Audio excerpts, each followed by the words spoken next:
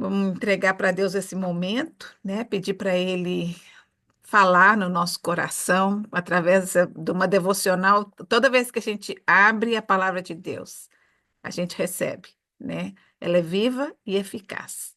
Ela penetra na nossa alma, no nosso coração e na nossa mente. Deus querido, muito obrigada por mais um ano que a gente começou. Muito obrigada, porque, como o profeta disse, eu posso dizer também que até aqui me ajudou o Senhor. O Senhor tem nos sustentado, o Senhor tem nos alicerçado, alimentado espiritualmente, o Senhor tem eh, vencido as nossas batalhas conosco. Eu te agradeço por isso, porque sem ti nós não somos nada. Muito obrigada, porque mais um ano começou agora, e mais esse ano eu sei que a tua presença vai estar conosco. O Senhor vai estar nos acompanhando, nos guiando, nos orientando, nos dirigindo os nossos passos nos caminhos certos e dando força para enfrentar os desafios que vão aparecer.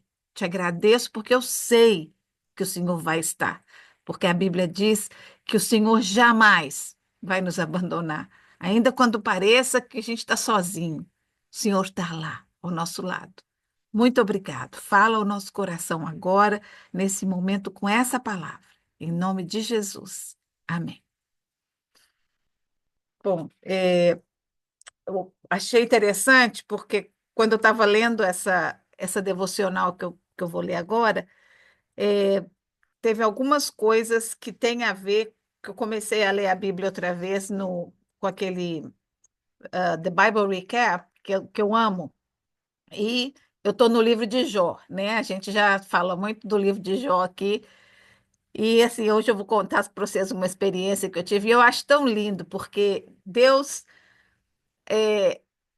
me deixa passar por coisas, enquanto eu estou lendo a Bíblia, em situações diferentes da leitura que eu estou fazendo. Às vezes eu passo por situações ou onde eu tenho que aplicar aquilo que eu li, que eu aprendi, ou onde eu tenho que me agarrar àquilo e falar: o Senhor prometeu, então eu quero para mim. Então, todos nós, quando a gente conhece a palavra de Deus e a gente estuda, né? É isso que nos dá força, é isso que nos alimenta, né? Então, eu vou ler e depois eu vou fazer uns comentáriozinhos. E havia maior largura para cima, o templo tinha mais largura para cima. Então, aqui foi depois que o templo havia sido destruído, isso em Ezequiel, esse versículo, Ezequiel 41. Então, Deus deu novamente os planos, né, para a reconstrução do templo. E aqui ele estava dizendo que o templo era mais alto, tinha mais lugar para cima do que para os lados. Então, nós vamos entender o que que essa pessoa que escreveu essa devocional aqui tirou dessa parte, tá? Lembra que eu falo muito aqui que a gente não deve pegar pedaços da Bíblia isolados, né, para aplicar as nossas circunstâncias, né? Porque é muito arriscado, né? Porque a Bíblia a gente tem que ver num contexto de tempo, de época, de situação, né? Então aqui essa pessoa viu tudo isso, então ela não está pegando um pedacinho e fazendo uma teoria ou uma doutrina, tá? Então aqui diz: não devemos contentar-nos entre as brumas do vale, quando temos diante de nós o cimo do Tabor. O orvalho dos montes é refrescante, e é puro o ar das montanhas. Como é rica a visão dos que moram no alto, com as janelas dando para a Nova Jerusalém. Muitos santos contentam-se em viver como os mineiros em minas de carvão, sem nunca ver o sol. Seu rosto está manchado de lágrimas, quando poderia estar ungido com o óleo celeste. Estou convencido de que muitos cristãos definham em masmorras quando podiam andar pelos terraços do palácio e avistar a boa terra e o Líbano. Cristão, levante da condição em que está. Lance de si a inércia, a letargia, a frieza, o que quer que esteja interferindo em o seu amor por Jesus. Seja ele a fonte, o centro e as circunstâncias de todo o seu prazer. Não se contente mais com as suas exíguas conquistas. Aspire por uma vida mais plena. Aspire por uma vida mais alta. Aspire por uma vida mais nobre. Vá para cima. Vá para mais perto de Deus. Spurgeon disse isso. Cristo estava ali, a fonte da vida. Ele estava ali, ao alcance de todos, para quem o quisesse. Cristo estava ali. Maria sentou-se aos seus pés a escutá-lo. E João reclinou-se em seu peito sagrado. Zaqueu recebeu-o contente em seu lar. Eis que estou convosco. Ele está conosco. Sempre. Ele é o mesmo, com desejo de nos receber. Cristo está conosco, presente. Onde você está? Não são muitos de nós que estão alcançando uma vida mais elevada. Muitos se demoram nos caminhos planos, porque têm medo de escalar as montanhas, medo dos desafios. As ladeiras ásperas os desanimam. Então ficam no vale sombrio e não vêm o conhecer o mistério dos montes, não vêm a conhecer os mistérios do monte. Não sabem o que perdem em sua autocomplacência. A glória os espera, se apenas tiverem coragem para fazer a escalada. A bênção que encontrariam se apenas se erguessem até os caminhos de Deus.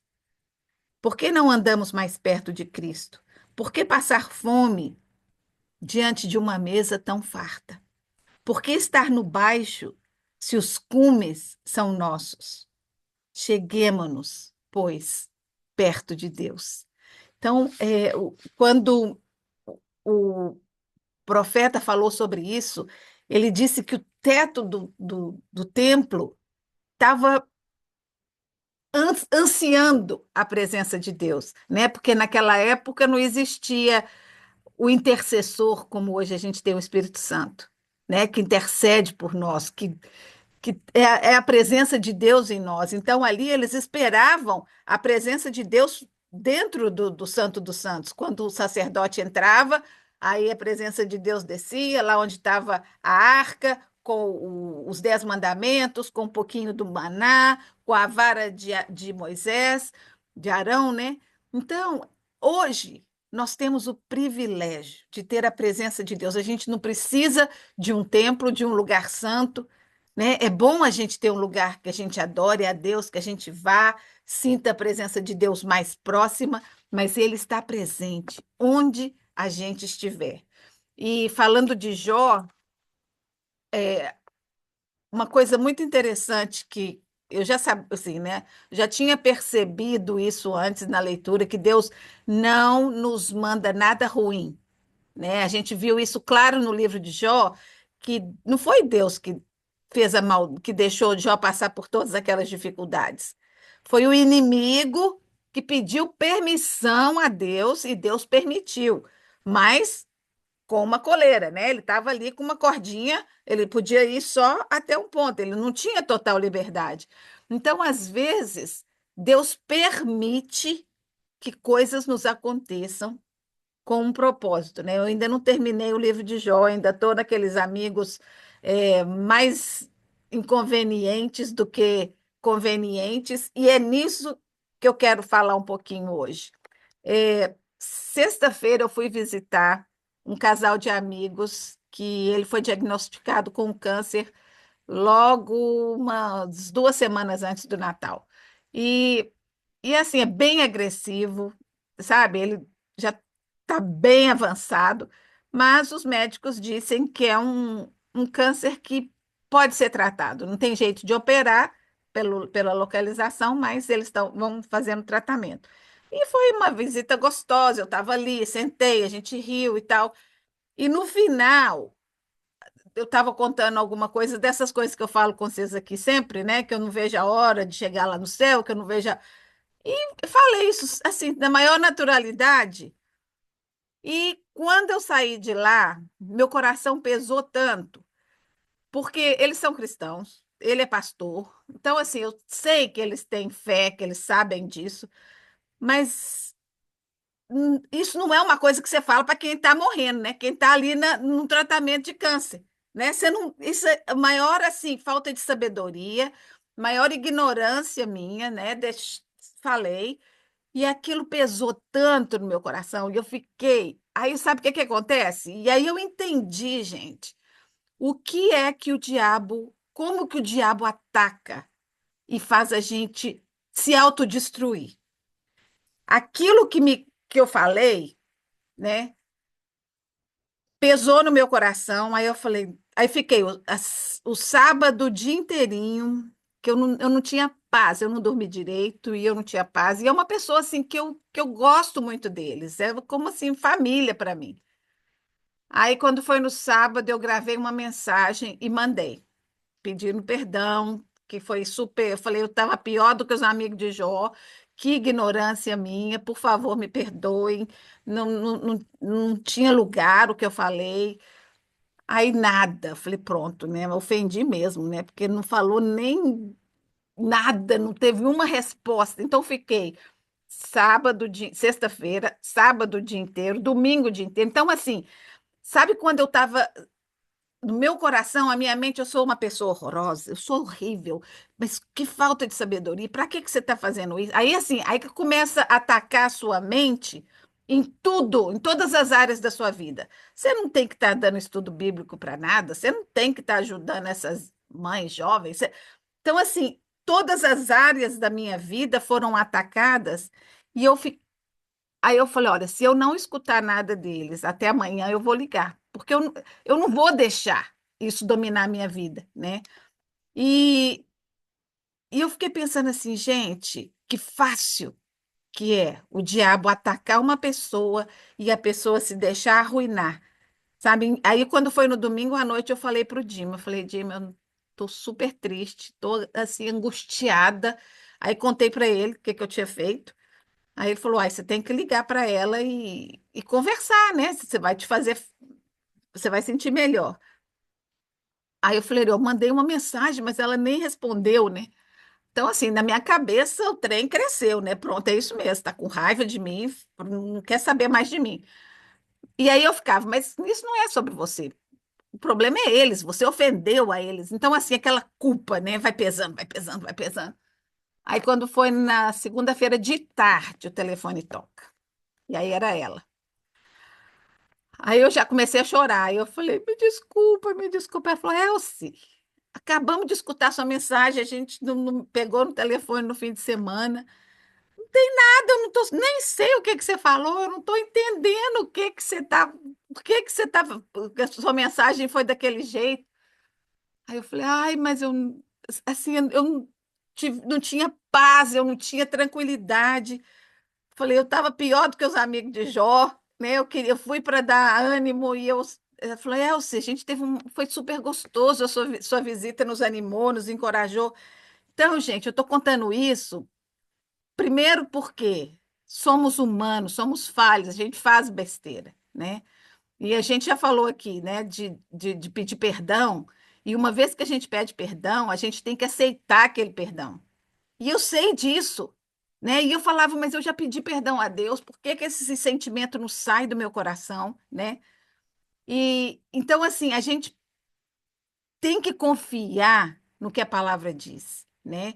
E outra coisa, não evitar o confrontamento, porque às vezes eu estava com tanto medo de falar com ela e de realmente eu ter ofendido que eu fiquei carregando aquela coisa por 3 dias. Eu podia ter resolvido tudo se eu tivesse ligado no sábado de manhã.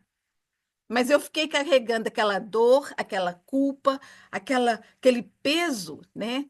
Então, gente, assim, aprende das minhas falhas e das minhas burradas, porque Deus realmente. falou muito forte para mim aqui, sabe? Primeiro, eu aprendi a lição, né? Eu vou ser muito mais cuidadosa quando eu estiver conversando com alguém, passando por alguma coisa que eu nunca passei, principalmente, porque se eu já tivesse passado por uma experiência assim, eu saberia melhor. Mas como eu nunca passei, às vezes a gente, né, não tem aquelas, como que é a palavra? Né, compaixão, talvez, né? Então, e não deixa nada no seu coração que não deve estar lá, sabe? Primeiro, pede perdão a Deus. Segundo, enfrenta a pessoa que você tem que enfrentar, sabe?